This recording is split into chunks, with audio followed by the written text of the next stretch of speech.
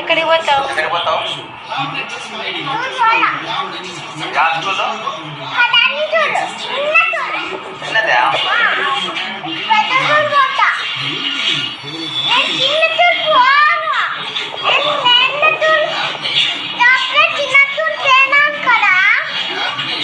అట్లా కీపోతా చేతి